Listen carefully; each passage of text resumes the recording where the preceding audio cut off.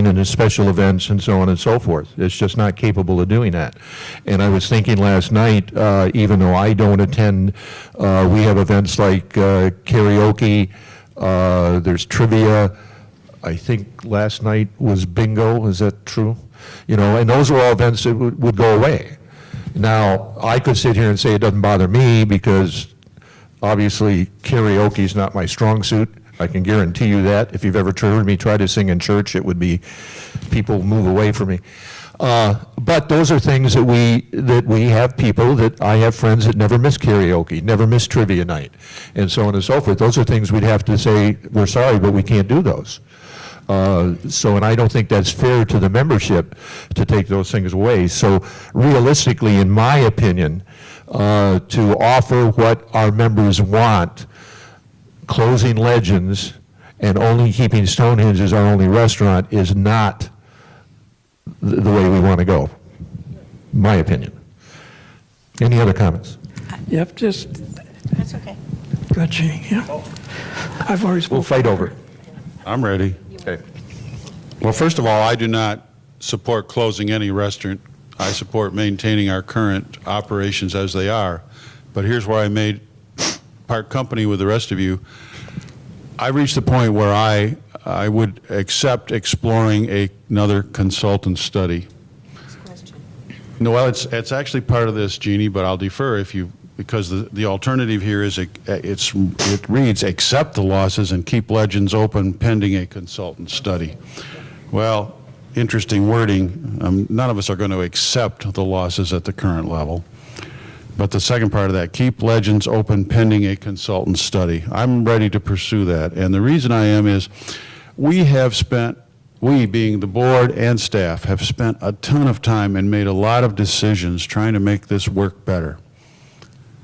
And when I ran for election, I said, get back to me in a year. Well, here I am, and I do not feel that we have achieved what I hoped we would achieve. I do not at this point know any other way than to hire a consultant. And but before we do that, no matter what the process is for finding a consultant, the first step is always going to be to define the scope of work for that consultant. And again, I don't care whether I draft it, you draft it, RV drafts it, I really don't much care. Ultimately, though, before a dollar gets spent, it's going to have to be reviewed and approved by the board. That's how it works. But I don't know how much agreement here is, but I'm ready to look at that option strongly. It'll take some time to define the process of defining a scope of work, and then ultimately identifying potential providers of those services, and then getting proposals, et cetera. It's not an overnight process, but I am prepared to move in that direction. Again, I'm not prepared to talk about should we spend $10 or 10,000 or 100,000. It's all very premature. But I am prepared to move forward. The idea of, and I am jumping ahead now, Jeannie, but the idea of using a for-profit expert versus a private club expert, my ideal is to find somebody that's an expert across the board. You know, let's start with that premise, because we want the greatest level of expertise that we can find, if we can find it.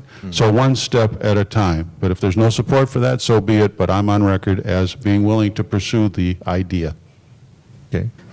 Yeah, I think that was, I don't disagree with that. I think that's involved in the next recommendation, but Jeannie, did you have? I'm going to jump to the next recommendation too then.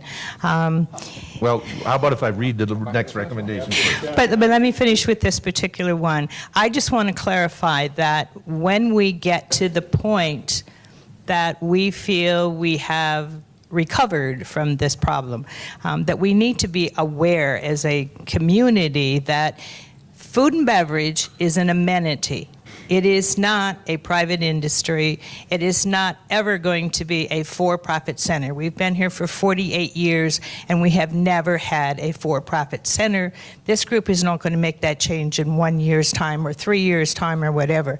But we definitely need to have less expenses. And I also want to clarify, it's not the feedback that I'm getting from the community is that we are going broke because we're losing money on food and beverage and losing $2,500 a day, and then that's multiplied by 365 days a year, and we're losing thousands and thousands of dollars. That is not true.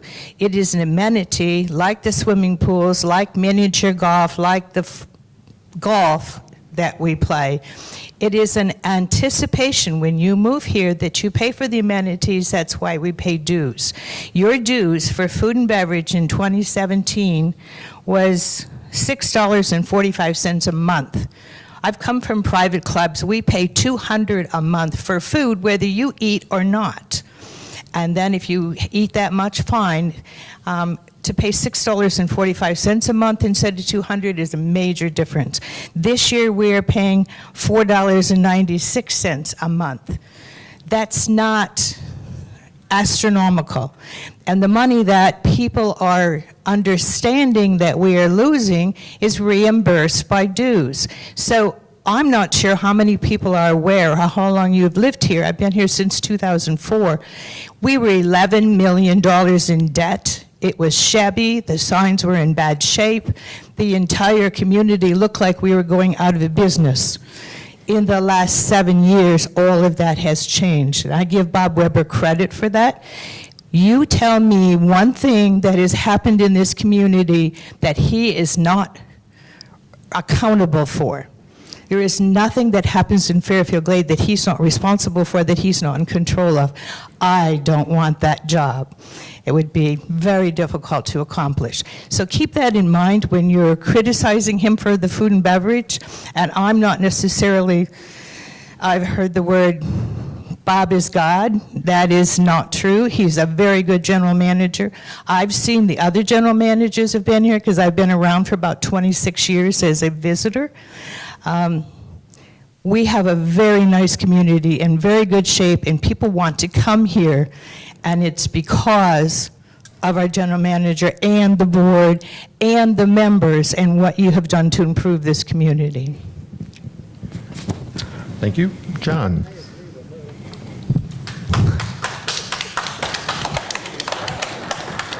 That was for you, John. Just the thought of me speaking brings on the applause. It's amazing. Bringing it back to the recommendation, I believe this recommendation is saying, assuming we bring on a consultant, do we want to shut down Legends before he arrives, or do we want to keep going as we are? If we interpret shutting down Legends as being just the Legends dining room, then I think that does not achieve what is intended here, which is cut the losses. I believe it will have a tiny effect on the subsidies if we just shut down the dining room. So I think the intent of this is, should we shut down all operations at Legends, banquets, special events, you name it, everything, before the consultant arrives? My answer to that is, no, we shouldn't. Maybe we do after the consultant's given his report. We'll keep an open mind, but my recommendation is that we do not shut down the Legends operations at this time. Okay. This is just a quickie. Yes. I just want to clarify the thought that the Legends is a building, it's a business, it's a restaurant business. If you totally shut it down, you now have no coverage for your overhead. So it will be a constant loss of that building and that facility. That's not going to improve. Even some income, if it's reasonable and we're not continuing to lose per cover, if we're losing money for every person who comes in, we lose more money, then yes, let's shut it down.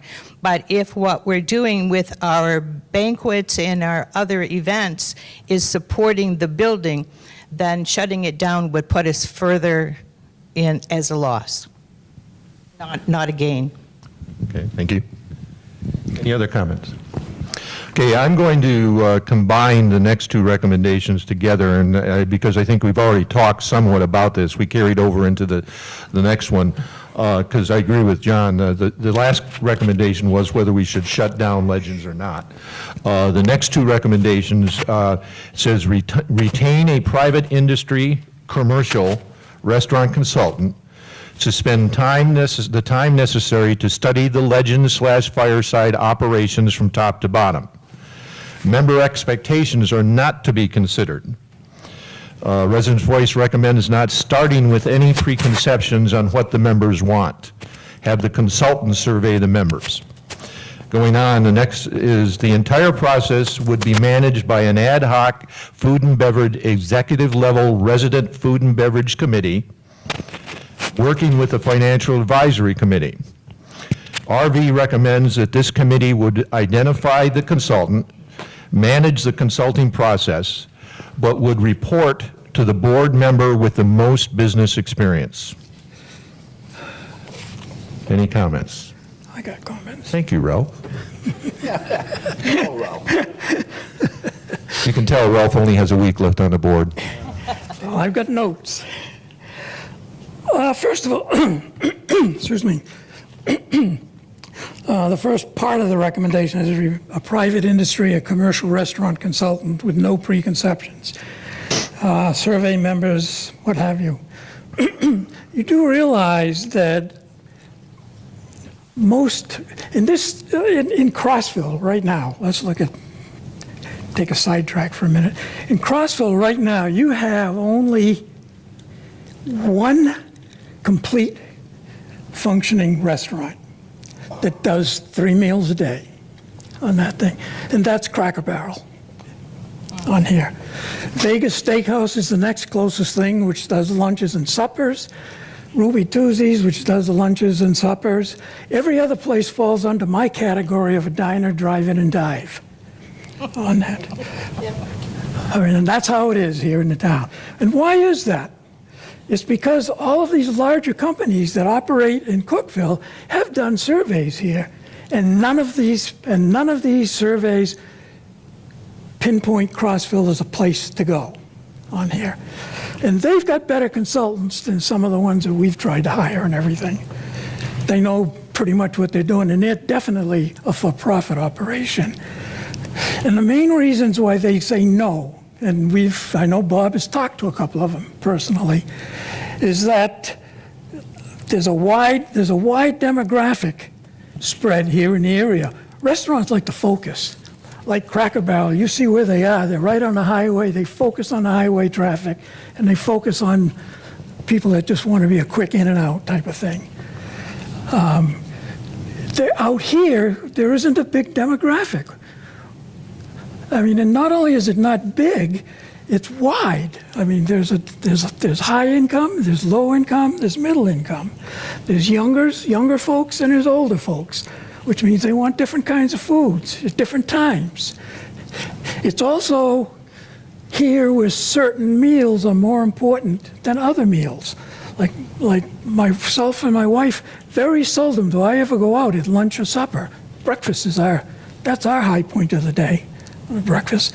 And I have other people that are just the other way around. They wouldn't be caught dead in a restaurant or lunch. They're there for suppers. So to put in a restaurant that focuses on a demographic that makes it viable, very, very difficult in this area on here. And I see head shaking, but I don't think you know the facts. And secondly, the poor labor market. The labor market here is just as bad as it is in Crossville. Crossville doesn't have much of a labor market. Cookeville does, as I said before. So you can't even get a good labor market there. And what restaurant do you go there that you don't wait? Like everyone here thinks is poor service because they have to wait. You wait. And then a low market count, just a low, 8,000 people is not a lot of people when it comes to operating anything if you take just residents.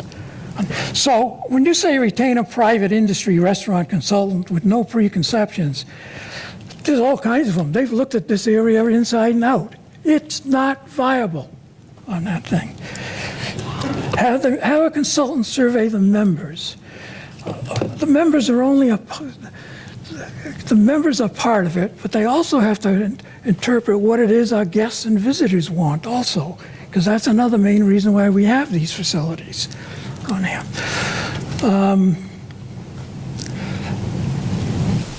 So in my area here is, I agree and I disagree with Phil in that, yes, we may need a consultant. Well, we don't need a consultant. We need consultants, because there's some front-end work that has to be done if we're going to do it. There's front-end work that has to be done here. Then there's the detailed business work, and then there's the detailed financial work.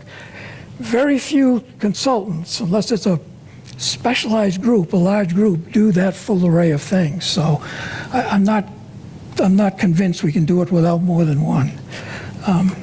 Also, RV wanted to have a business plan. Business plan is no magic word on here. The budget can be a business plan.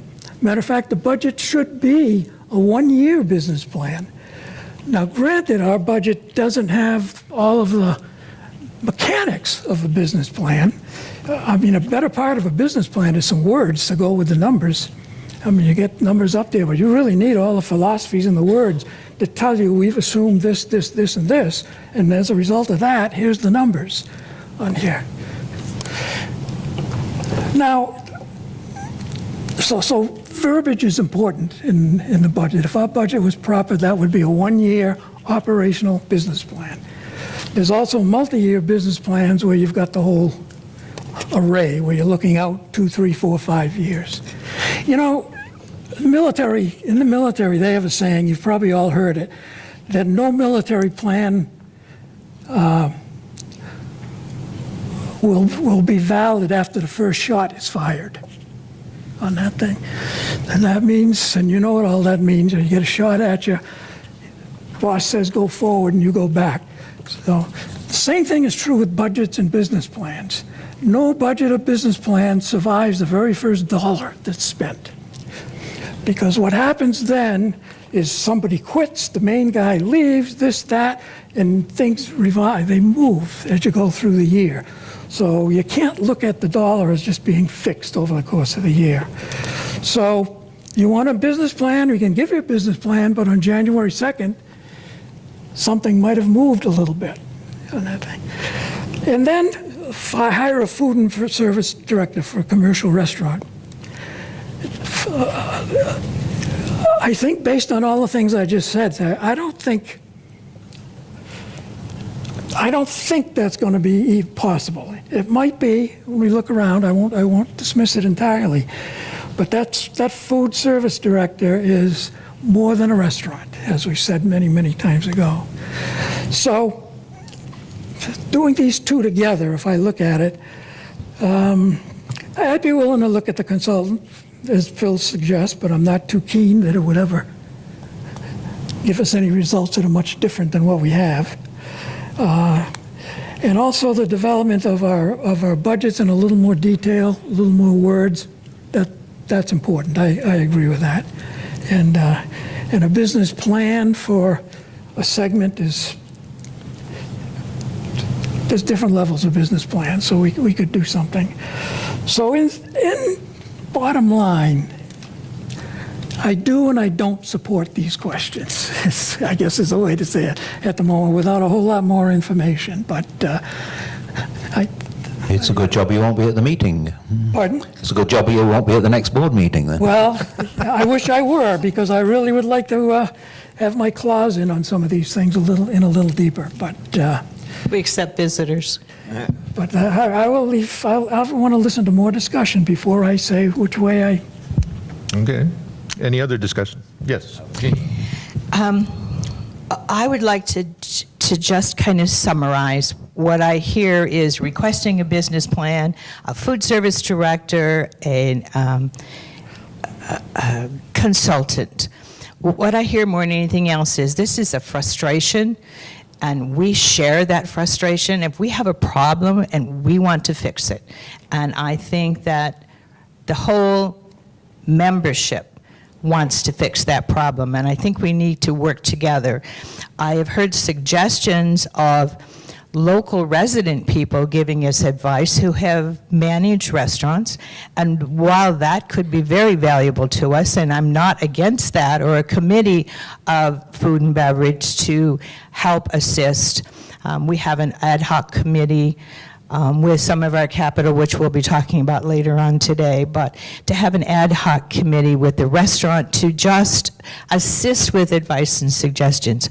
There needs to be one person who will take all of this input from a consultant and then to put it all together but it needs to be someone who has more experience in the type of restaurant we already have. We don't have a private for-profit potential here. We have members who want to be pleased. That's part of your membership. I want to come to breakfast, or I want to only have lunch after golf, or I want a fancy dinner, or I want a quick comfort food dinner. Because there are so many of us, we have many different ideas of what we want from the restaurant, and a restaurant can't be all things to all people unless we have enough members who are willing to support that restaurant. Then we could have all of those things, but we don't have the support from the members, because number three, we're seasonal. We have many snowbirds who leave us in the winter, and if a restaurant is not open year-round, it is very difficult for that to continue making the profit or even making ends meet. And we do have dues that will help us, but I think we need all of that input. I agree with RV in that we do need another consultant, but we need a consultant who has the experience of a semi-private restaurant, the hours, the type of food people want, the variety of the food that people want, and to include all of those different things. We've had a survey that has given us some suggestions in the past of what we'd like, and I'm going to suggest that we accept this recommendation and that we develop a committee determined by the board as to who would be on the committee, because every other committee that we have, all committee members are approved by the board before they're accepted. It was suggested a food service director. We had a food service director, and the person we chose was not doing the job that we wanted and was not making improvements. So we have to do something, and I'm willing to accept any and all suggestions and come to it, but I'm not ever going to expect it to be for profit, but I would like to keep the dues costs down. John? I'll defer to Phil as Bill? Yeah. I can interrupt at any time. You may. Continue standard practice. Jeannie, the only problem I had with what you said, because basically I think you're agreeing with me, you said, let's accept the recommendation. Well, if you read the recommendations word for word and say I'm accepting them literally, the letter of the recommendation as opposed to the spirit of the recommendation, I could not support the recommendation as it's written. For example, it says retain a private industry restaurant consultant. I'm not prepared to agree with that, but I don't think that's what you meant. I think you are talking about the spirit. The spirit. And We're in the spirit world. And interestingly enough, the timing of this discussion in this meeting is unfortunate in that we're going to have 2 new board members next week, and that could, any one of them could be a swing vote when we get right down to the nitty-gritty. So what I'm hoping, coming out of this meeting, will be a willingness of the board, as constituted a week from today, to engage in this conversation, to look at the possibility of obtaining a consultant, to look at the process for doing that, whether it involves residents' voice, whether it involves a newly established ad hoc committee. I don't think we're in a position to really be as clear on that as probably most of you would like us to, because of the timing of everything. And I want to point out just one other thing, and then I'll try to not say nearly as much. That won't work. The way I look at this is there's going to be a cost for a consultant. If it works, the payback period for that cost is probably going to be very short. And it may end up, and the goal would be, of course, and the ideal would be that it pays for itself very, very quickly. May not succeed, and if I had a better idea right now, I'd be advocating for it. But to be honest, that consultant idea is the best idea I've got right now after being on the board for a year. That's where I'm at. Fine. John, or Jeannie? Okay, I just want to respond. My actions to be taken that I have written down here is a new consultant for a resort-type restaurant and seasonal business, because that's really what we have. And then the second was to refer back to our earlier F&B survey. We had a committee at one time, an F&B committee, it's about 5 years ago, and I don't know what they found at that particular time, because I know we've already put this in place. And I'd like to go back and research what they have found or not found. And then I'd also like to develop a plan of the type of restaurant that we have the desire. It is to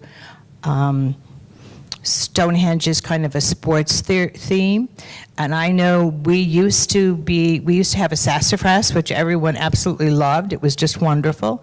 We also used to have formal attire only in the Legends. If you didn't come in a suit, they provided you a jacket. That's no longer acceptable with the modern people that we have now. That would not do. So we have evolved over time in what the restaurant actually is. Let's find out what people want in that restaurant, and maybe we have to limit hours or limit availability. But if we do what the people, I don't want to ignore what people want. Maybe for the food and beverage person's a consultant to make that decision, we should let him figure those out for himself. But I'm not so sure that isn't shooting ourselves in the foot. Maybe let him come up with suggestions and also get public opinion of what it is that they want from it. Okay, thank you. John? As we're demonstrating here, it's a difficult problem. Historically, I've been against having a food and beverage committee, and certainly if there was one, it wasn't in existence in the last 7 years, so it must have been before then when, because there's not been one since I've been here. But we've tried consultants, we've tried doing surveys. One of my concerns about taking a food and beverage committee is that it's a small number of people. We represent members, not just residents, it's members, and the committee would have, I think, the same problem determining what the people want as we do. Just hearing their opinions is fine, but I think we have to take into account the opinions of the general population, both for what their opinion about subsidies is and their opinion about the type of restaurant. Right now, I'm prepared to modify and say, okay, we've tried consultants, we've tried different food and beverage directors, we've tried bringing in AWE, none of this has worked. Let's give the Food and Beverage Committee a shot. It would, in my mind, though, have to be a committee, an advisory committee, advising the board on what to do, but certainly after a charter's written, people are appointed, they could be given their first task, which is identify a consultant who satisfies the requirements of the committee members, rather than just the requirements of, although the FAC were involved in the selection of previous consultants, but this time I think a dedicated food and beverage. I think it would help, and it would also give more visibility to the process for our residents and members. So I've no idea which of the recommendations there are, but I support having a committee, and I support having a consultant, and I support the committee's initial responsibility to advise the board on, make recommendations on what consultants to use. I think it's much more difficult when we get into the implementation. I am firmly against the committee having any executive or operations responsibility. I think we have to keep it very clear. Our general manager is responsible for operations here. He can delegate to a food and beverage director. He cannot delegate to a committee member, in my opinion. No. Yeah, I agree. When I looked at this recommendation, a couple of things. Hey, that's the third time you've agreed with me this morning. I'm And really, this is scary. It only took us 3 years to do this. I zeroed in on the executive level resident food and beverage committee. To me, executive level means that they can make decisions. All our committees are advisory committees to the board. They advise the entire board. The other thing that I had problems with this was the consulting process would report to the board member with the most business experience. All our committees have board liaisons. I am not a businessman, but I'm more than capable of taking advice from any committee, this type of thing. So I think those are the two problems I had with this. But no, I'm in favor of the idea of setting up a committee. I know Ralph loves committees. But I think that's the route to go. As far as the private industry consultant,